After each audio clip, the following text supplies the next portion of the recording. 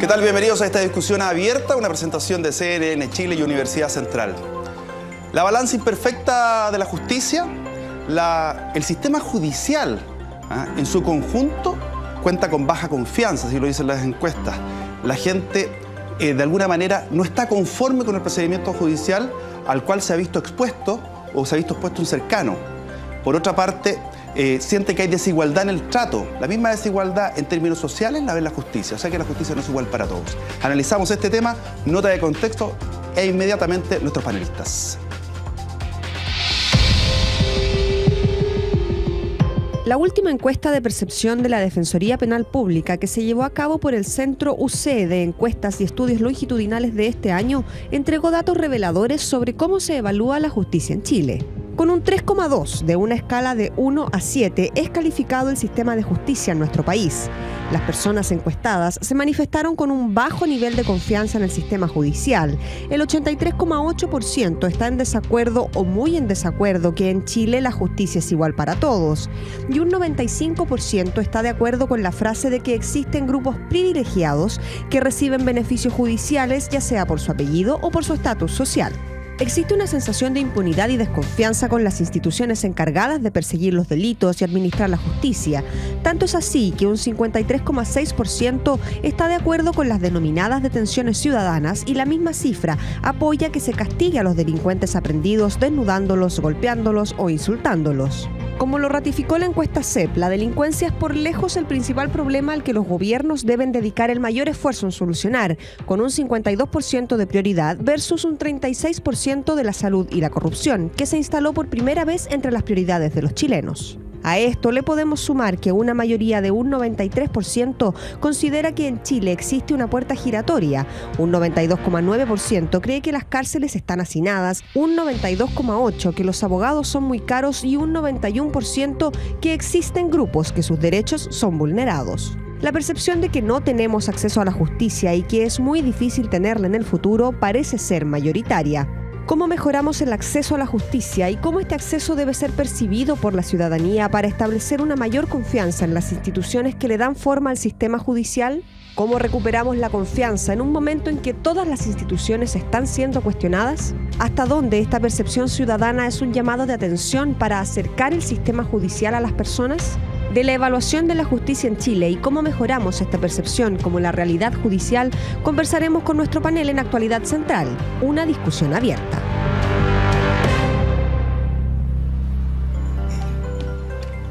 Panel que presentamos de inmediato, partimos por las damas, por supuesto. Está junto a nosotros Marisol Turres, quien es abogado y miembro de la Comisión Constitución, Legislación y Justicia y Reglamento. Hola, muy buenos días. Nombre que ilusiona. Así es. Saludamos por allá a don Pedro Ortustegui, abogado, expresidente de la Asociación de Fiscales. ¿Cómo estás, Pedro? Bienvenido. Hola, Pablo. Buenos días.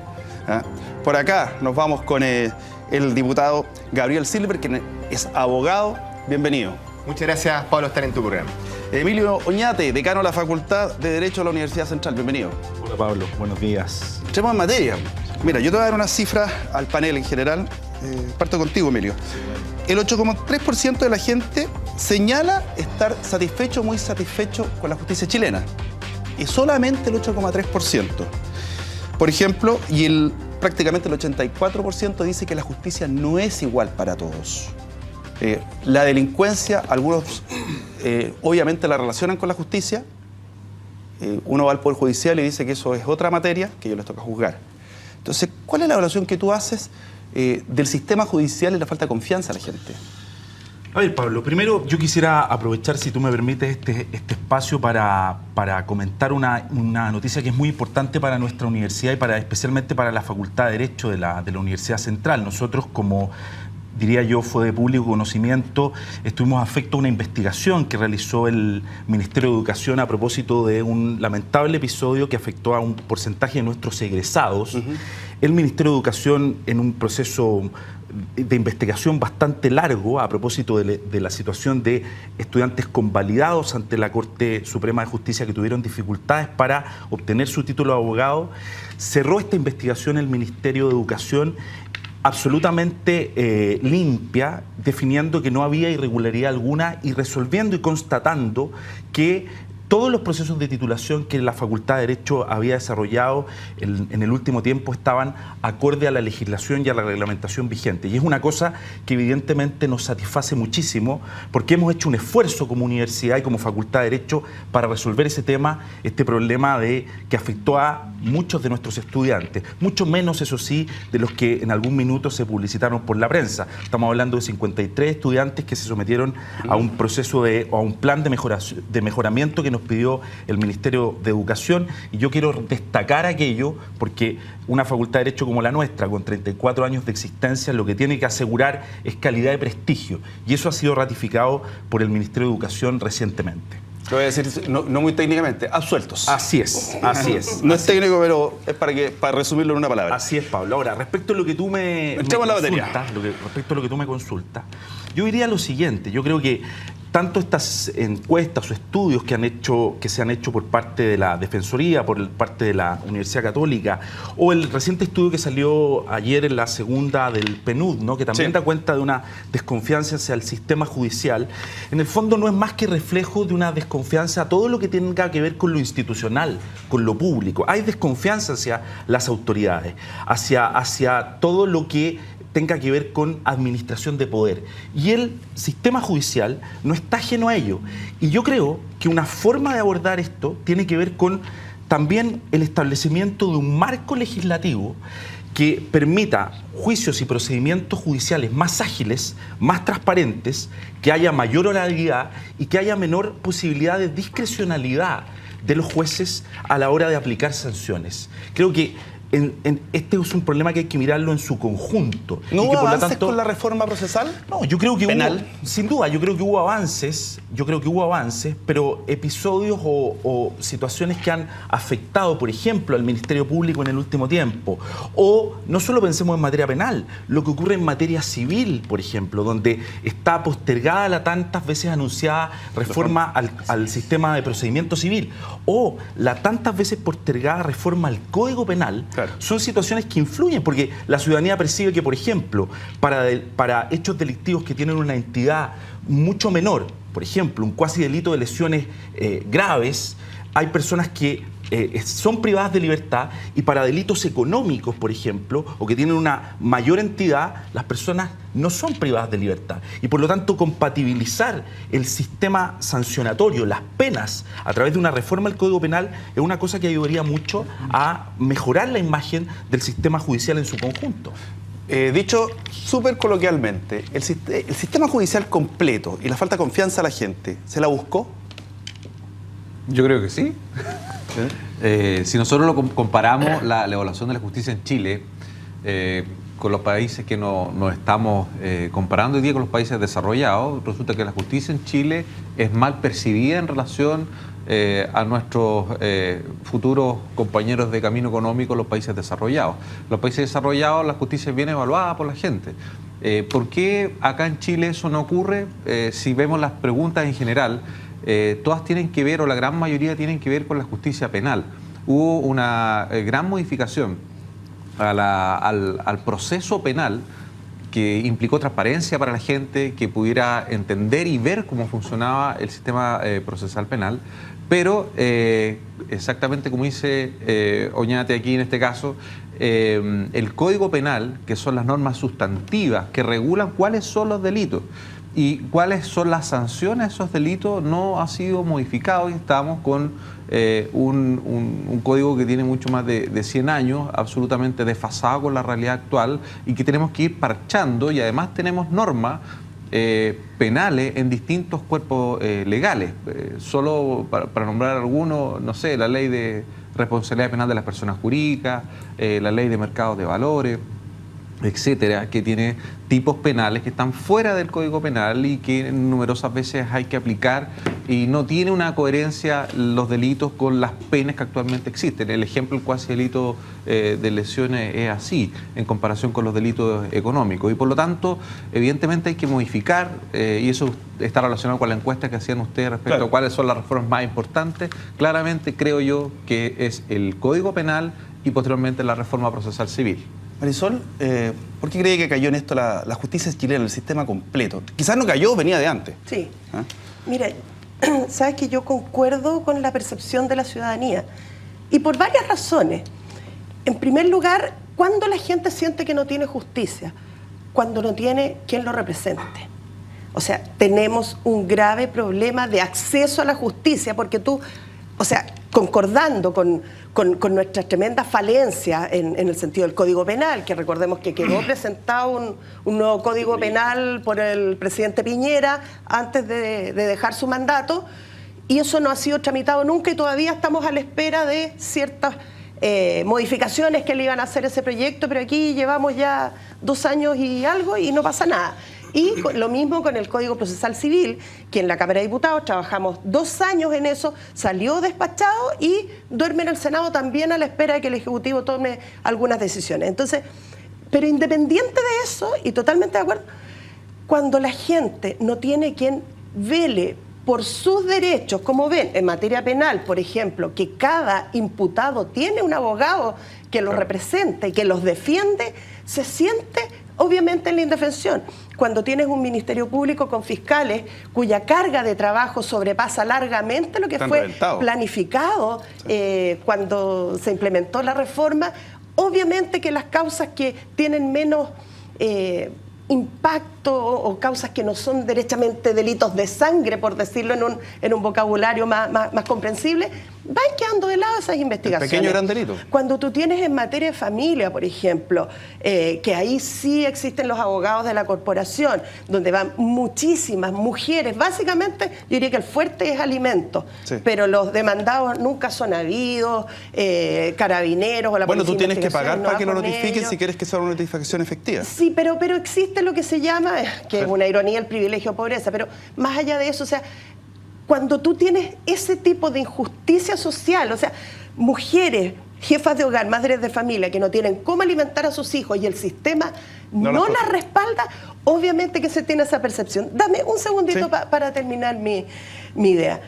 Y por otro lado, tú tienes áreas, como te digo, la falta de representación judicial y la modernización de las corporaciones de asistencia judicial que se hace inminente y necesario, y también es un tema que es postergado por muchos años. Por otro lado... Déjame con Gabriel, porque tengo que ir al corte y después voy a dejar a Gabriel con la mitad, porque tenemos todo el programa para seguir analizando. Okay. Gabriel, te toca. A ver, un poco para hacer un contrapunto y hacer algo distinto a lo que aquí se ha señalado. Siento que no todo, Pablo, es cosa de leyes. Y efectivamente está el nuevo Código Penal a la vuelta de la esquina, tenemos una reforma procesal penal que demanda cambios, partió el 2005 en Santiago, el 97 en el resto del país, pero también yo creo que hay que mirar, ponerle el cascabel al gato. Fiscalía Nacional. ¿Cuáles son las causas por las cuales hoy día se archivan provisionalmente muchos temas de alto impacto para la ciudadanía que no tienen mayor investigación? ¿Cuál es la relación muchas veces de los fiscales efectivamente con las víctimas? Creo que la Fiscalía también debe hacer lo suyo en esta materia. Cuando estaba el tema de modernización de la Fiscalía, y tal vez Pedro lo puede recoger, está el tema también de la relación de las medidas cautelares. ¿Cuánta gente cumple cautelares y luego delinque? Recordemos que había una Fiscalía dedicada justamente a ese control. Yo fui víctima hace muy poco de un asalto en mi propiedad. Claro. Nunca me llamó un fiscal. Efectivamente hay temas de alto impacto en la opinión pública que llevan el interés respecto al rol de la Fiscalía. Pero también hay que decirlo, cuando a una persona le roban un celular y le ponen un cuchillo efectivamente en el cuello, son temas de alto impacto que muchas veces terminan archivados. Cero contacto con la víctima. Pero dime una cosa, ahí no entramos en la economía procesal, que sale más caro o lo mismo meter preso al del cuchillo que al que dirige una banda. Y también hay un tema de sobrecarga, porque si uno va al centro de justicia y observa y saca una sola foto, van los fiscales con una maleta con rueda con los casos. Pero si tú vas también a perseguir una banda, puedes articular muchos casos por un mismo patrón investigativo, y siento yo que a veces, porque tienen menos interés mediático, también deja de tener interés del punto de vista de lo que es el Ministerio Público. Caso Meta, recordemos que hace un tiempo atrás todos los fiscales bien evaluados, creo que grandes fiscales en nuestro país, pero también no puede ser que todos hagan bien la pega respecto a su comportamiento. Entonces, ¿qué es lo que digo? Mejores leyes sí, modernización del Ministerio Público sí, pero también internamente la Fiscalía Nacional requiere obviamente un método de escrutinio respecto a saber por qué esta causa se archiva, por qué esta no se investiga y por qué esta, por ejemplo, sí. El criterio de los jueces de garantía. Sí. No lo dejemos de lado también. Exactamente. También. Es Bueno, hay un importante, proyecto que po. un poquito para que tú me lo comentabas antes de ir al aire, que es para dejarle menos atribuciones. Pero una cosa, Pedro, ¿a ti no te pasaba que pedías una diligencia a investigaciones de Carabineros y también no dan abasto? Así es. Bueno, yo estoy de acuerdo con Gabriela. No si era para hacer un matiz. Estoy de acuerdo en ese sentido, ahora viendo las cosas desde afuera. Efectivamente la Fiscalía está sobrepasada, eso es absolutamente efectivo. Pero también es cierto que las fiscalías funcionan distinto en las distintas ciudades. A mí me toca tramitar causas desde Iquique hasta Punta Arenas y les puedo contar que las fiscalías funcionan de forma diferente y a mí eso es lo que más me sorprendió. ¿Cuál funciona mejor? ¿Las de región o las de Santiago? Las que funcionan mejor, curiosamente, son algunas de regiones. Pero nos encontramos, por ejemplo, algo muy sencillo que me ocurrió ayer. Se estableció un sistema que se llama Fiscalía en Línea o SIAU, que es un sistema para facilitar la pega de los abogados que defienden a las víctimas, ya sean abogados de la Corporación de Asistencia a Víctimas, abogados privados o defensores, lo que sea. Y en ese sistema se permite la acreditación en línea, es decir, que tú puedes acompañar el mandato judicial para los abogados, entenderán, pero es lo que otorga la posibilidad a un poder que se envía y se tiene por ingresado en línea y se aprueba para que los fiscales, los defensores o los abogados puedan hacer diligencia en línea y no tengan que concurrir a la fiscalía a hacer un trámite tan absurdo como mostrar un mandato. ¿Funciona? No funciona. En algunas partes se acepta, y esa es la idea, se supone que en un 80%, pero la Fiscalía más grande de Chile, la Fiscalía Centro Norte, el día antes de ayer me llegó una comunicación diciendo, mire, sabe que usted no puede habilitarse en línea, pese a que el sistema dice habilítese en línea, venga con su mandato y entréguelo físicamente. Entonces, hay cosas tan absurdas como esa que uno dice... Como en el supermercado se cayó el sistema. Algo tan sencillo no se puede unificar. Entonces, yo creo que se requiere unas modificaciones bastante sencillas, operativas, en lo relacionado al Código Procesal Penal, que tienen que ver básicamente con agilizar el sistema. Es decir, por ejemplo, procedimientos abreviados que son los que se realizan con aceptación de responsabilidad sin límite de pena, de manera que los fiscales y el sistema no se vea forzado a realizar juicio oral innecesario. Pregunta corta, antes de irnos a la pausa. ¿Cuánto fue la mayor cantidad de casos que en un momento te viste que tenías a tu cargo? Carpeta. Sí. Miles, pero tengo que aclarar algo. Yo pasé por distintos tipos de especialidades. Yo en un minuto fui fiscal especializado en drogas, que tiene un menor volumen pero mayor complejidad. Después fui fiscal de una fiscalía local que vio de todo, por lo tanto ahí tenía un gran volumen. Ya, pero ahí 2.000, 3.000 causas al año. Ya. Después te voy a hacer otra pregunta. ¿Y un defensor público? ¿Cuántas causas tiene o cuántas carpetas? El 20%. El 20% de lo que tiene el fiscal. Hay muchos más. Hay más defensores hoy día que fiscales y tienen mucho menos carga de trabajo que la fiscal. Porque eso ellos entran solo cuando alguien está imputado. judicializado. de un En delito. esa etapa del proceso. Judicializado. Vamos a la pausa, un dato con la central y investigación. ya volvemos. Es una corporación autónoma de derecho público con personalidad jurídica y patrimonio propio que representa a una o más comunas.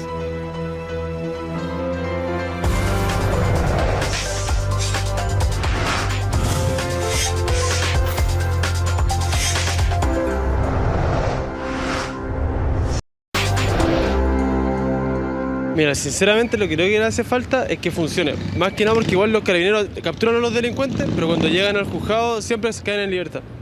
Yo creo que es muy débil la justicia chilena, ¿ya? Y yo creo que le falta más formalidad, tener algún protocolo más claro de plazos y procedimiento. No sé, hace falta, yo creo que los jueces no tengan la puerta giratoria. Se habla de eso tantos años y no pasa nada. Sinceridad, nada más. Cambiar muchas leyes que en verdad como que no incluyen a toda la gente, sino que solamente como más a los que están como gobernando. De todo, sobre todo la puerta giratoria para los delincuentes. Justamente justicia, o sea, ser más equitativo en en su participación. O sea, primero que nada que sea eficiente, que los señores diputados y senadores creen otro tipo de leyes que hagan más efectivo todo lo que son las penas, po. Si los gallos entran y salen como al tiro. Bueno, primero la reforma procesal penal ha favorecido a los delincuentes, a todos aquellos que cometen faltas en la sociedad chilena y no favorece al ciudadano común. Entonces lo que siento yo es que los tribunales no funcionan.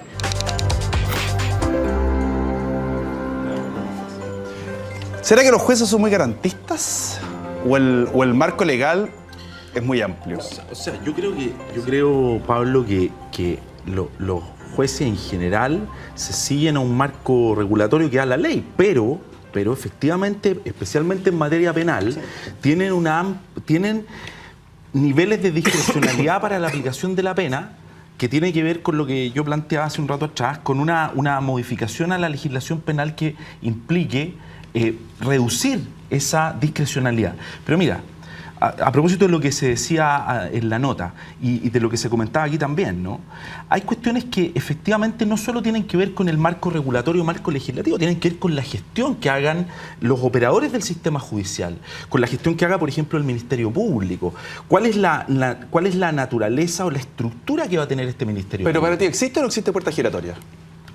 Lo que pasa es que lo que yo creo es que los jueces actúan bajo ciertas discrecionalidades y el sistema procesal penal chileno es eminentemente garantista. Y eso es una realidad. O sea, nosotros lo concebimos así como país, como sociedad, en un momento en que queríamos que el sistema fuese transparente, público, ágil. Al poco andar, en los años que ha operado el sistema, nos hemos ido dando cuenta que esa garantía la ciudadanía la percibe como excesiva. Pero no es solo eso. Tiene que ver con el sistema penitenciario, claro. Tiene que ver con la estructura, integral. Voy a lo que quiero apuntar. La estructura que tiene el Ministerio Público, una cuestión que uno debiese revisar, ¿no? El Ministerio Público, que es un organismo autónomo, ¿no? A propósito de las facultades o competencias que se le asignan al fiscal nacional respecto de su interacción con los fiscales regionales, está bien concebido, es entendible que un funcionario subalterno dependiente en una estructura que entendemos es jerárquica de un órgano del Estado, porque hay un requerimiento, una instrucción del superior jerárquico que no le parece, pueda presentar un recurso de protección, el día de mañana una tutela laboral. Eso es entendible en un sistema que tiene que funcionar armónicamente, porque a lo mejor la alternativa sería que las fiscalías regionales fueran desconcentradas, fueran autónomas y que no existiese una fiscalía nacional. Pero en el actual sistema, la verdad es que no parece muy entendible esta disputa que nosotros vimos a propósito de Área South, ¿no? No parece muy entendible porque estamos hablando de un órgano del Estado. Podríamos llegar al absurdo, y con esto termino, de que cuando el presidente de la República le solicita la renuncia a un ministro de Estado, ese ministro de Estado pudiese presentar un recurso de tutela laboral o recurso de protección. No, a mí la verdad es que no me parece. La discusión, creo yo, es otra. ¿Cuál es la estructura del Ministerio Público que queremos tener para mejorar la gestión del persecutor? Marisol, ¿cómo afecta a usted, cree, este fiscal versus fiscal al final? Mira, yo creo que eso es algo puntual y que le hace mucho daño a la institución como Ministerio Público. O sea, es una lectura muy mala que se hace. Pero más allá de eso, que es una cuestión puntual, yo quería decir respecto a lo que señalaba nuestro decano, que tienes por una parte, si bien es cierto la justicia penal hoy día es garantista, no olvidemos que hay un amplio margen dentro de ello. Entonces, muchas veces el razonamiento es de un juez de garantía, oye, pero no sé, fue un celular con un cuchillo, no hay lesiones, no pasó nada más, en libertad, en libertad. Pero la pregunta que se hace el ciudadano común, ¿cuántos celulares con un cuchillo en el cuello necesita este hombre que lo sorprendan? ¿O cuántas veces uno ha sido víctima de algún delito? O sea, yo muchas veces, en mi familia, mis hijos, en mi casa, en el auto, un montón de veces, yo creo que reflejo la realidad de muchas familias. Pero déjame terminar. Entonces, lo que uno dice, ¿cuántos de estos delitos menores requiere cometer una persona para efectos de que se vea privado de libertad algún tiempo y sacarlo a la calle y que deje de delinquir? Eso es un problema tremendo que hoy día no vemos con solución. Por otro lado, este sistema tan garantista, por ejemplo, tú tienes también grupos de personas que están en el límite opuesto, que están, por ejemplo, con el sistema antiguo. Todo es un ejemplo, todas las causas por derechos humanos, donde incluso personas cuya pena máxima puede ser de 3 años y un día no le dan la libertad provisional, donde no tienen derecho a libertad condicional, no porque la ley no lo permita, sino por una interpretación bastante mañosa o porque la ley lo permite. Claro, la ley lo permite, pero a eso voy, al criterio. Entonces, cuando tú ves que criterios políticos traspasan las resoluciones de los tribunales de justicia, cuando ves criterios políticos en el Ministerio Público o en el Servicio de Impuestos Internos para decidir qué persiguen y qué no. Y en el tema de las platas políticas tú ves Noboa, Longueira, ¿usted lo asegura etcétera. que está pasando? Yo estoy segura que está pasando, porque te doy ejemplos. Han salido investigaciones en La Segunda, en CIPER Chile, respecto de financiamiento de la política por grandes empresarios, por grupos empresariales, Luxich, Mate, Endesa, etcétera. No ha habido ninguna investigación respecto de eso. Nada. En el caso, lo más que se ha llegado con el tema del financiamiento de las campañas de la nueva mayoría y especialmente de Michelle Bachelet, de la presidenta, cuando era candidata, tenemos empresas creadas para efectos de triangular platas. Y ahí, ¿quién cae? El intermediario, Martelli. En la UDI tienes desde la secretaria que emitió una boleta hasta expresidentes de partido. Entonces, indudablemente lo que uno ahí ve son criterios políticos para la administración de justicia y eso le hace mucho daño a nuestro país. Lo único que uno pide, cualquier ciudadano, es ley pareja, no es dura. La misma vara en todas las áreas. ¿Tú crees que está permeado por la política el Ministerio Público, la misma Corte Suprema, el sistema integralmente? A ver, en todos los países esto es una discusión de carácter global. Si uno ve la designación de un ministro de la Corte Suprema en Estados Unidos, es un debate absolutamente político. Y no lo digo en el mal sentido de la palabra. Sí. Lo que sucede es que, generado el cargo, debe haber independencia, a mi juicio, absoluta. Yo creo que debemos avanzar de manera más decidida en profundizar la autonomía del Ministerio Público, pero con un matiz, Pablo, no como sinónimo de autarquía o falta de rendición de cuentas. Pues esa independencia, ¿cómo se puede lograr? Te lo pregunto por lo siguiente, porque en su momento, y antes de asumir de fiscal, el fiscal Abbott, el fiscal nacional, va a comer a la casa del diputado Girardi. Senador, perdón. Entonces va, come, y dice el diputado Girardi, no, es que me vino a exponer sus ideas. ¿Y por qué no fue al Senado, a la oficina, o el Senado de acá, de Santiago? Entonces uno dice, bueno, viene de origen espurio este nombramiento. Y uno se queda, evidentemente, con la sensación de que aquí hubo una decisión política y no técnico-jurídica, si se quiere decir, o técnico profesional. Paréntesis, estamos tramitando un proyecto de ley en ese sentido para regular ese tipo de audiencia. A ver, yo creo que hay que decir las dos cosas, porque también para estar en alguna quina de la Corte Suprema, para ser designado fiscal, se dan estos alegatos de pasillo en los tribunales. Vale decir, hay un mix efectivamente a la hora de generación del fiscal. Pero como digo, yo creo que Chile dio un paso positivo en ese sentido. Yo creo que lo que tenemos es a todas luces mejor del sistema antiguo y yo nunca voy a dudar de que la reforma procesal penal fue algo positivo para Chile, pero ¿cómo elevamos el estándar? Hablábamos aquí en el estudio, por ejemplo, yo me quiero tirar a la piscina, discutir la posibilidad de que se integre por parte del Poder Judicial, en este caso, el Ministerio Público, una discusión tal vez de carácter académica, porque lo que no me gusta, Este es un programa académico, así que exactamente, esta discusión en la cual se concentre en una sola persona por 8 años, tantas facultades que pueden ser evaluadas el día de mañana pasa por 2 gobiernos discrecionales. Si usted ve, la Corte Suprema tiene una integración múltiple, no hay una persona que concentre tanto poder. Lo mismo el poder legislativo, somos 120 y además se revisa por parte del Senado en segunda instancia. Siento que acá hay temas muy sensibles para la opinión pública, al punto de vista de la persecución penal, que al final del día recaen en una persona, y eso es porque el diseño de la institución, a mi juicio, debe revisarse. Pedro, te estoy debiendo la palabra y te quiero hacer dos temas planteártelo. Primero, déjame tocar esto. Sí, a la vuelta, ya, a la vuelta, estamos de vuelta con él. Ya, a la vuelta. Un dato central y estamos de vuelta. Institucional. ¿Cuántas comunas hay en Chile? De acuerdo a la base de datos de la Subsecretaría de Desarrollo Regional y Administrativo, Subdere, desde 2010 existen en nuestro país 346 comunas agrupadas en 54 provincias y 15 regiones.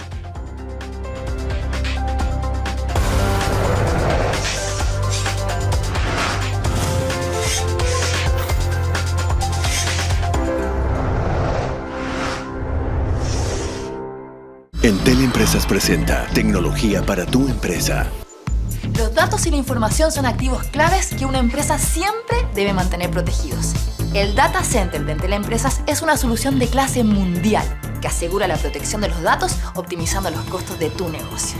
La red Data Center de Entel permite alojar, monitorear y administrar toda la información de tu empresa con los máximos estándares de seguridad, infraestructura y gestión existentes en el mercado. Cuenta con las más altas certificaciones, la última otorgada en 2015 por Uptime Institute. Con los servicios de housing, hosting y servidores dedicados virtuales, el Data Center Ciudad de los Valles de Entel asegura la continuidad operacional de tu negocio ante cualquier emergencia.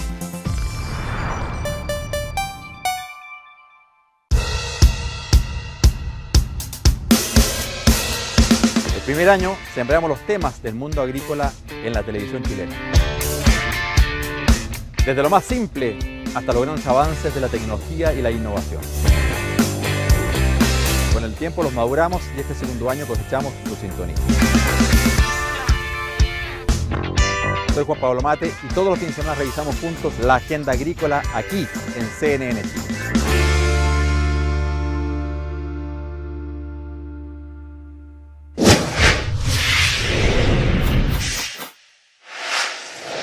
Invita Empresa Sutil.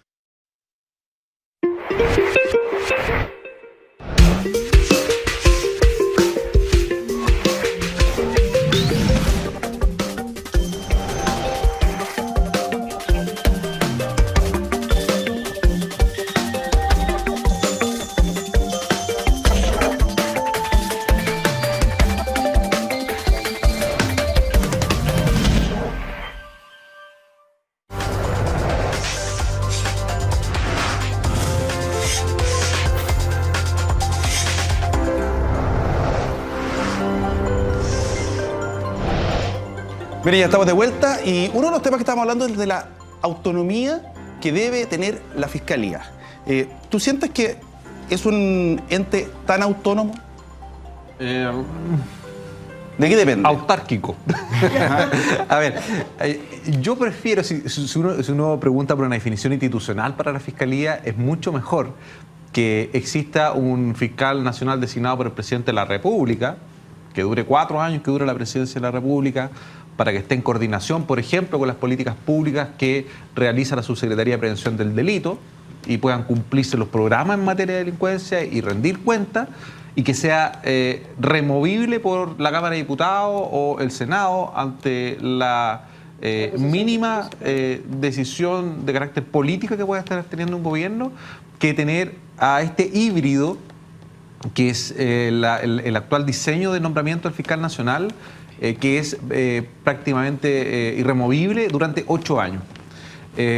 Por distintos motivos, pero el principal desde el punto de vista operativo de la Fiscalía, y nosotros lo hemos vivido ya con 2 fiscales nacionales, que al año 3 ese fiscal nacional ya pierde fuerza.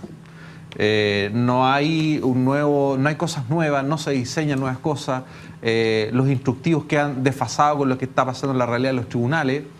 Y finalmente lo que ocurre es que la Fiscalía Nacional se transforma en un lugar para distribución de cargos, y eso es muy malo, ya que hacia los cargos dentro de la Fiscalía Nacional son de confianza, y también la designación posterior de los fiscales regionales en cada región también son de mucho poder confianza en el tiempo y se empiezan a rotar entre las distintas regiones. ¿Estás de acuerdo tú, Pedro? Absolutamente en desacuerdo. O sea, el fiscal regional primero debiera ser un fiscal adjunto operativo que tenga conocimiento de cómo funciona la Fiscalía. Resulta que hay muchos fiscales regionales que nunca han sido fiscales, y el fiscal nacional Abbott, por ejemplo, o el fiscal nacional Chaguán, nunca fueron fiscales. Entonces, la pregunta es cómo logramos que, así como en Carabineros, el general director tuvo que ser subteniente, teniente, tuvo que ser mayor, comandante, coronel, general, 2 estrellas, general 3 estrellas, después general director, debiera ocurrir exactamente lo mismo, si es que el diseño es jerárquico, con los fiscales regionales, el fiscal nacional.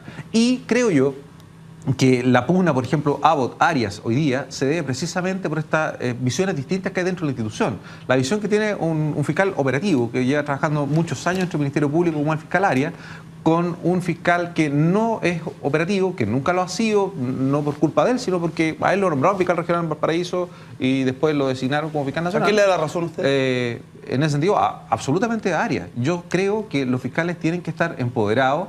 Por ejemplo, las investigaciones de oficio que por ley puede realizar cualquier fiscal, resulta que el fiscal nacional anterior las limitó.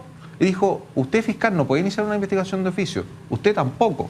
Usted se lo tiene que preguntar a su jefe. Y resulta que el jefe es nombrado por confianza por parte del fiscal nacional. Entonces, resulta que un fiscal con empuje, como por ejemplo puede ser el fiscal Carlos Gajardo, el fiscal Emiliano Arias, la fiscal Jimena Chong y distintos fiscales en el país que son buenos fiscales, pero estoy hablando de los más conocidos, se ven limitados por decisiones que vienen más arriba y que no necesariamente responden a necesidades de investigación, sino que pueden efectivamente responder a necesidades políticas.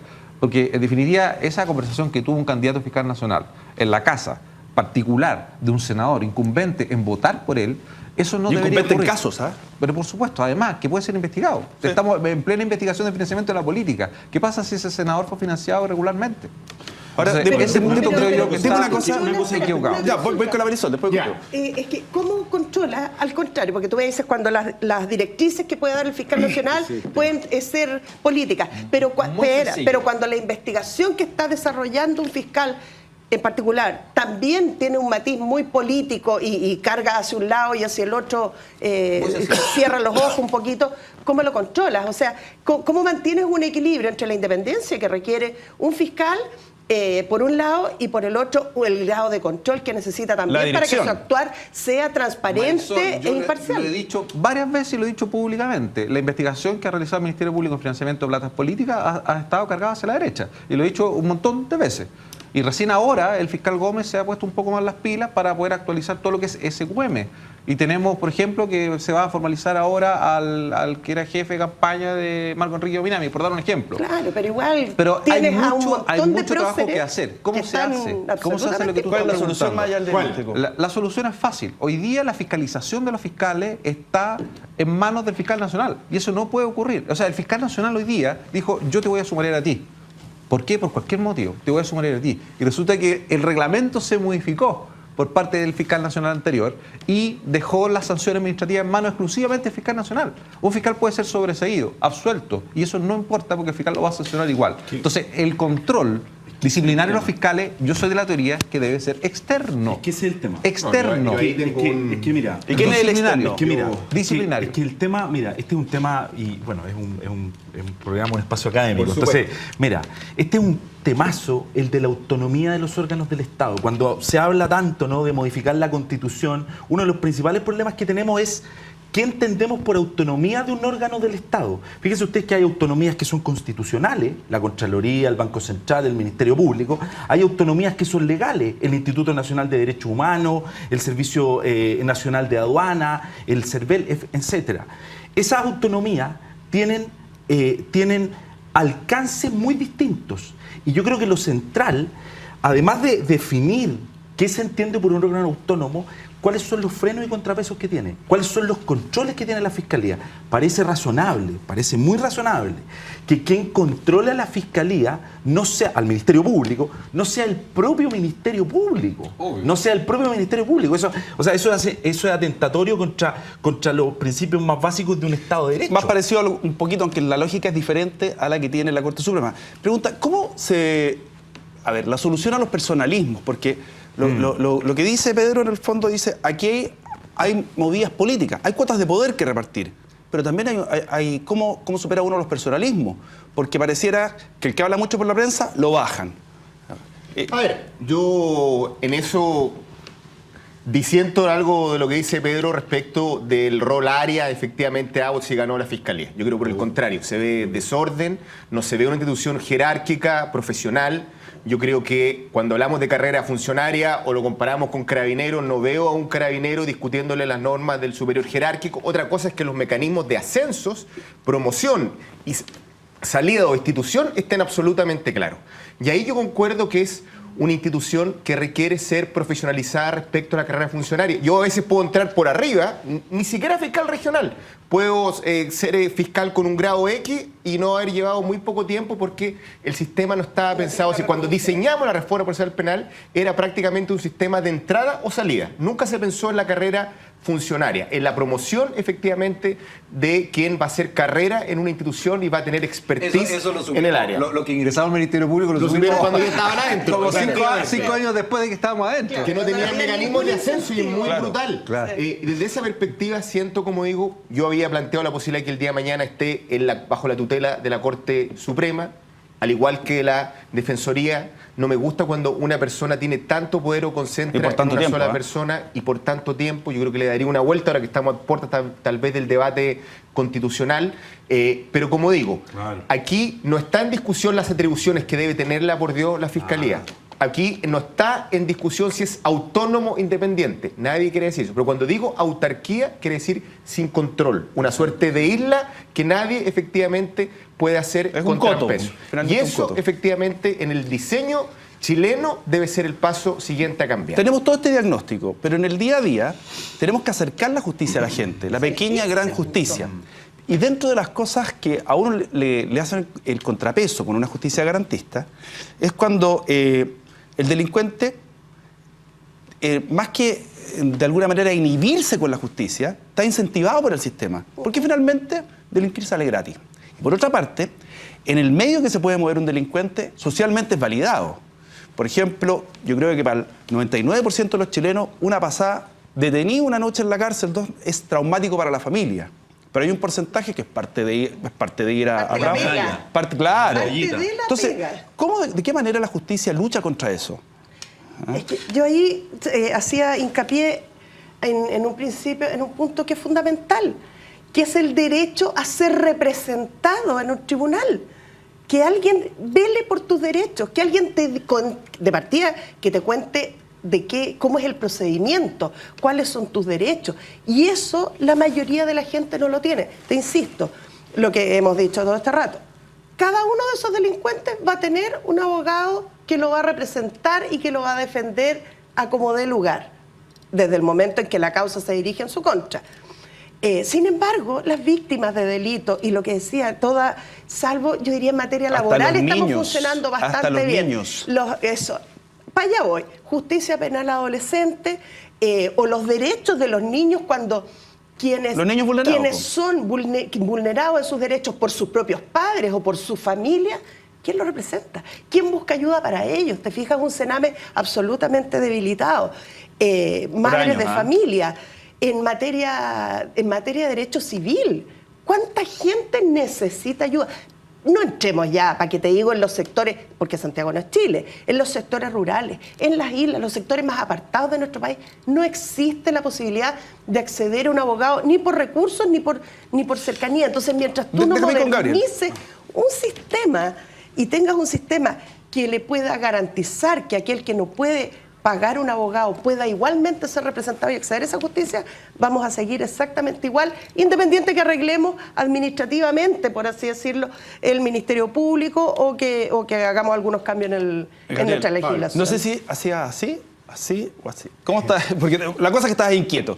No, yo concuerdo con lo que se ha dicho acá. Yo creo que la reflexión es más profunda y es un poco transversal. O sea, yo, por ejemplo, he tenido muchas reuniones con Carabineros, veo la base de datos que ellos tienen respecto del análisis criminal, antecedentes de personas completas con antecedentes, que uno puede generar un patrón efectivamente delictivo a futuro. Hay mucha información sobre la cual podemos trabajar, pero siento aquí que tal vez necesitamos un Ministerio de Seguridad Pública y no que dependa de Interior, que está preocupado del orden público, es jefe de gabinete político de la presidenta y no se focaliza con voluntad y exclusividad respecto de este tema. La persecución penal se puede hacer diferente y aquí siento que no estamos trabajando en conjunto. El BUD, que es el Banco Unificado de Datos, que iba a hacer entrecruzar, por ejemplo, la base de datos de Carabineros, Gendarmería, investigaciones y el Poder Judicial, no funciona. Entonces, cuando anunciado con bombo y platillo. Exactamente. Por fin llegó. Cuando un tribunal de garantía tiene a la vista, por ejemplo, la libertad de una persona, no tiene el historial completo de la persona que tiene al frente, está un poco cegado literalmente respecto de esa información. Entonces digo que aquí podemos hacer mucho más. Tú hablabas, Pablo, de acercar la justicia a la gente. El término de la cantidad de archivos, de verdad, Pedro, a mí me preocupa porque eso genera distancia respecto de la sensación de justicia con la gente. Y terminamos en la autotutela, en la justicia de mano propia, en estos vecinos que se terminan armando, porque como digo, estos casos son muy importantes del financiamiento de la política. Por favor, no quiero trivializarlo ni decir que no son sensibles de investigar. Pero cuando vuelvo a decir, a la gente le ponen un cuchillo para quitarle el celular, ese tema lo violenta profundamente. Si nunca más lo va a llamar un fiscal, como de ordinario ocurre, obviamente hay una desafección y distancia con la justicia. Voy a la pausa. ¿Ah? Así que aguanta la respiración. Aguanta la respiración. Pausa y ya estamos de vuelta. ¿Qué es una comuna? Es la división territorial administrativa básica de Chile.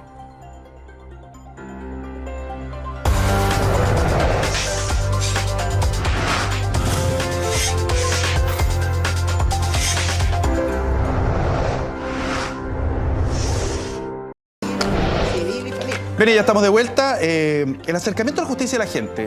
Bueno, yo cuando empecé de periodista, yo me dedicaba a la pura denuncia. A la pura denuncia. Porque la gente nos llamaba, y nos llama, de hecho ayer me llamaron también, para denunciar cosas porque sentía que en la tele, que en los programas de servicio, tenían mejor solución que en la justicia. Entonces, hay una pequeña gran injusticia y un pequeño gran delito. ¿Cómo solucionamos eso? Hay un volumen que a lo mejor el Estado no se puede hacer cargo. Punto. O sea, mira, yo creo, Pablo, que a propósito de cómo se acerca la justicia a la ciudadanía, cómo se mejora esta percepción del sistema judicial. Mira, nosotros aquí hemos hablado, la diputada lo ha mencionado, pero fundamentalmente hemos hablado de cuestiones que tienen que ver con materia penal. Pero pensemos en la justicia vecinal, en lo que pasa en la comunidad. ¿Cómo incentivamos la mediación? Se ha hecho un avance en los últimos años a través del Ministerio de Justicia en el desarrollo de la mediación, de la resolución colaborativa de conflictos. Pero urge potenciar esa materia. Mira, en materia civil, una señora, un señor que arrienda un local comercial pequeño, su casa, ¿cuánto se demora un juicio de arrendamiento para que él pueda... para que se le pueda restituir su inmueble y ojalá con las deudas o con las cuentas de la luz, el agua apagadas? ¿Cuánto? ¿1 año, 2 años, 3 años? Teniendo en cuenta que además hay frescos profesionales. Y probablemente no va a tener solución. Entonces, el desarrollo, creo yo, de una justicia vecinal, el desarrollo de sistemas de resolución colaborativa de conflictos en materia de familia, por ejemplo, muy importante. Piensen ustedes cuando tenemos niños o adolescentes respecto en temáticas que tienen que ver con sus derechos reproductivos, sus derechos sexuales. ¿Quién resuelve eso? ¿Cómo se hace cargo la institucionalidad judicial de eso? Yo creo que ahí la mediación, la resolución colaborativa de conflictos es una alternativa muy importante. Gabriel, ¿y el Estado se la puede para todo eso? Mira, es que yo creo que Oñate aquí dio en el clavo. A veces hablamos de la superestructura, de la fiscalía. Yo creo que la gran tema pendiente que está muy en piloto es el tema de la justicia vecinal. Cuando hicimos la reforma procesal penal, pequeños delitos pasaron a la justicia penal. Me explico. La riña, el hurto falta, que es este robo al supermercado generalmente de menores de edad. Entonces, al final del día, todo eso pasa a la justicia penal y me explico. Cuando tenemos una violación, ¿el fiscal qué va a hacer? ¿Va a investigar el robo por violación o el robo simple del supermercado que hay un menor de edad o la riña de vecinos que si un ojo no la toma a tiempo termina en un homicidio? O ese niño que no tomaste a tiempo en el robo del supermercado termina en un delincuente avesado. Hoy día hablan de juzgados de policía local y los chilenos hablamos de parte de tránsito. Aquí hubo un gran retroceso al quitar muchos elementos que era de la competencia de esos tribunales al ámbito local donde debe haber mediación y, como digo, justicia de manera más directa y cercana para este ámbito que hoy día está prácticamente en tierra de nadie. Pedro, ¿conoce la libertad de expresión? Aquí se da. 30 segundos, cámara 3, lo que usted quiera. 30 segundos. A ver, ¿puedo disparar todo lo que quiera? Lo que usted quiera. No, a ver. Yo creo que hay que hacer modificaciones bien precisas y claras que todos los operadores del sistema, si yo no tengo la receta, pero todos los operadores del sistema sabemos lo que está fallando, sabemos cuáles son los puntos débiles dentro de la Fiscalía, sabemos cuáles son los problemas en la tramitación ante los juzgados de garantía.